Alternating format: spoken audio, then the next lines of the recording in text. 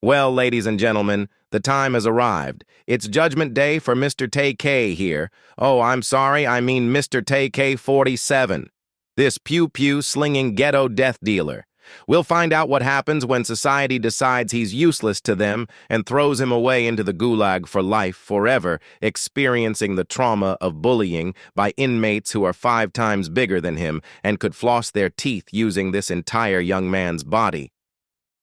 This is his defense attorney, who is advocating for them to give him the lighter part of a 5 to 55-year sentence.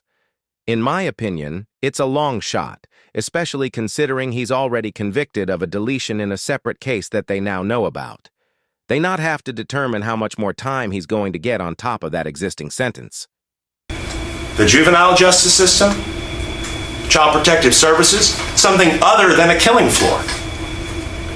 We know that these problems are plaguing our society. We know that these problems are creating the risks and the jeopardy that these kinds of events will take place.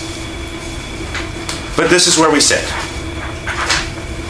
I think it's very important that we understand that when we talk about a message to the community, it really is that.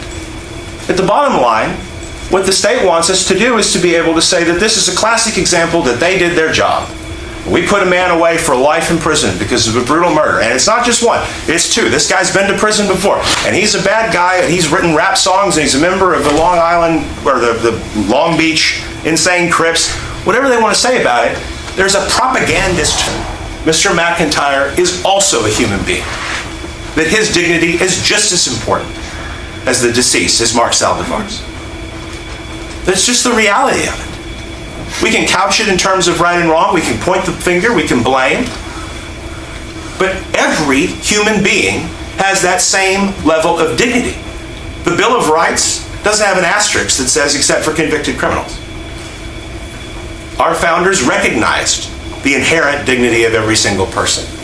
That's why we have these procedures, that's why we have these laws, and that is also why you all have such a wide range of punishment. There's a lot for you to consider here.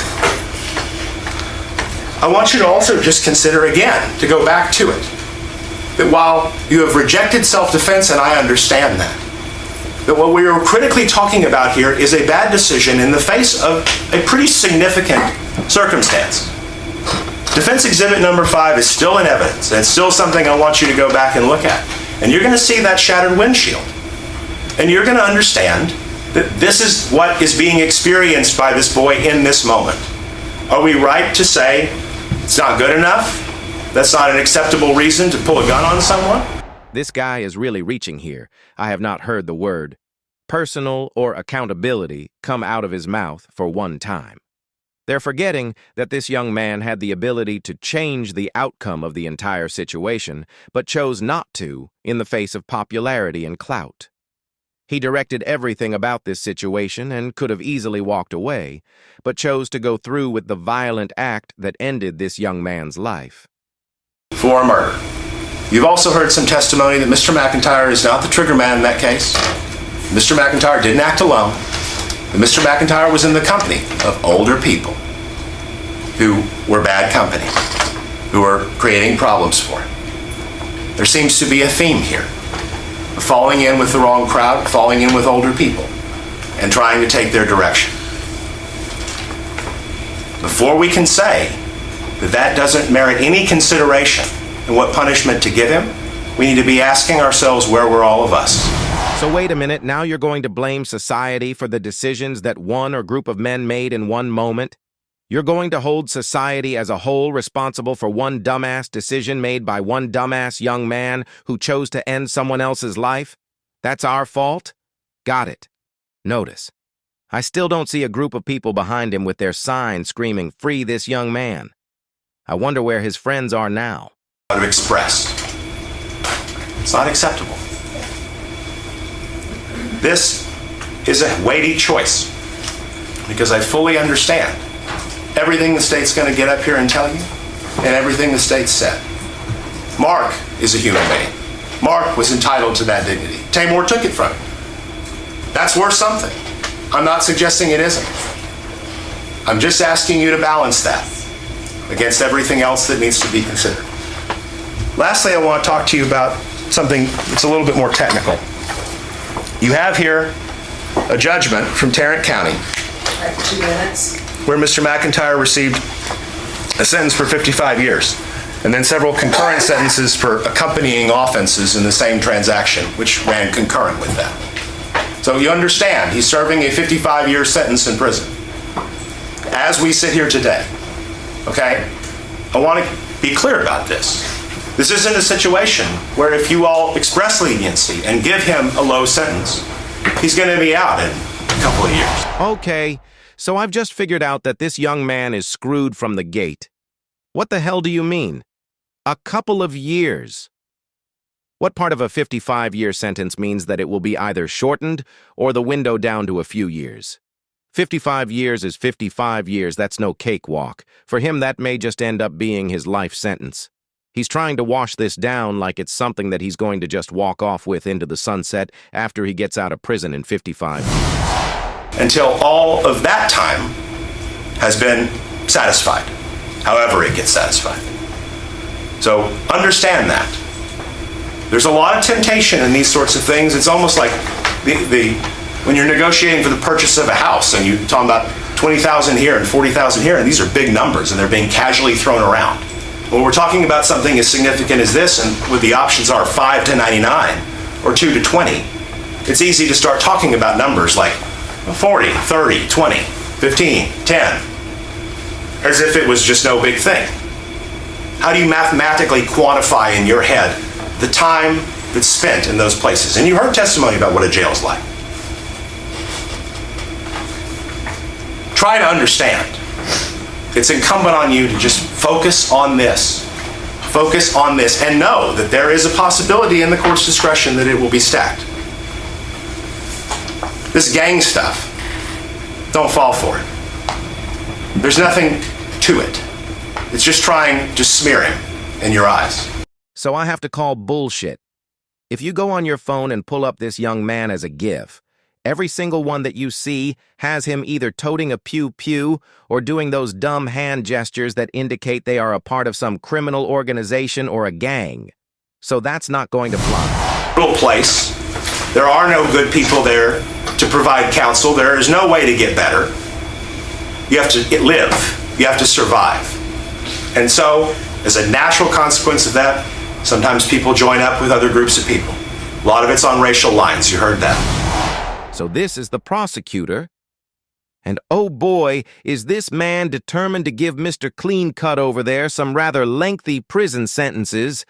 I'm talking numbers like rushing football totals as if you're playing Madden on pro mode with Barry Sanders in the backfield. But this is what you'll receive back there, and the judge has already gone over it in the verdict forms. I've circled the part where the state believes that this is not said in passion. I've also circled a portion on the next where we're asking for life with a $10,000 fine.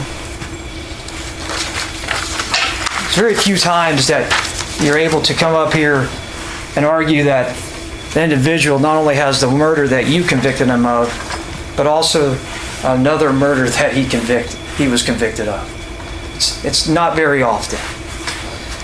So when you're looking at that range of punishment of 5 to 99 years of life, let's think about that. What the lower end, 5 years. Somebody that committed 2 murders deserve that?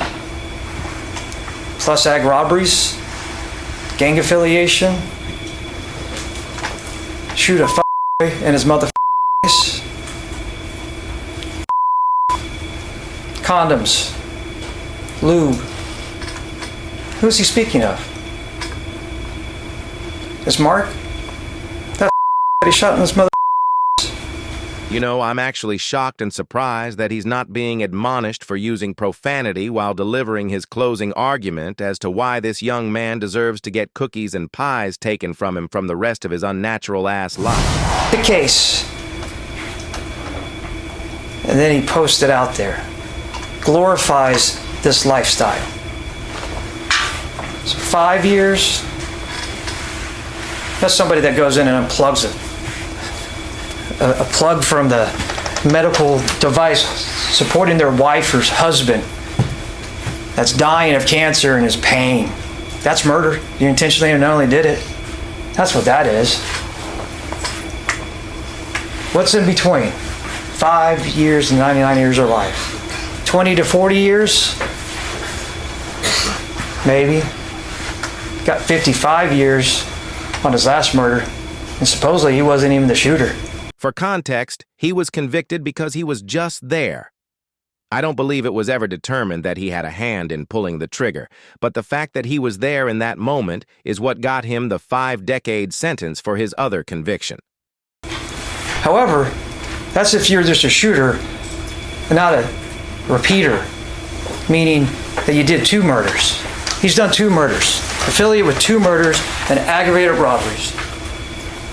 If this doesn't call for life, then what does? Sudden passion. Remember where Mark was shot? He was flying off that car.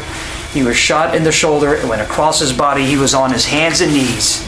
On his hands and his knees when he was shot by that man. In that parking lot.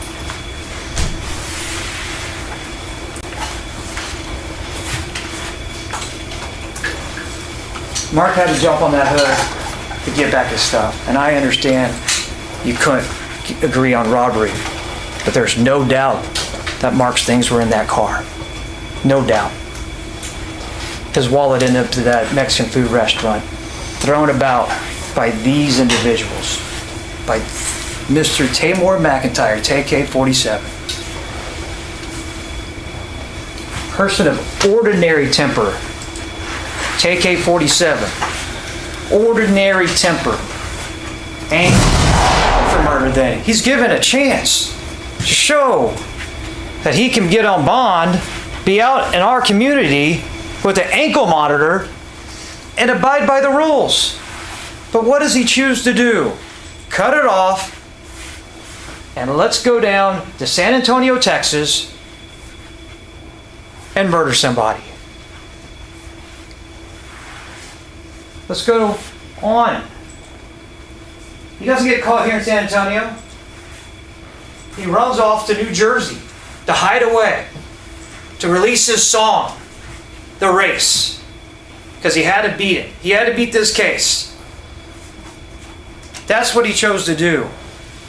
He was caught there and dragged back to Tarrant County and convicted of murder and 3 different ag robberies, and received 55 years for the murder, 30 years for one of the ag robberies, and pled to 2 ag robberies and got 13 years on those, to run all concurrent. They're not stacked on top of each other.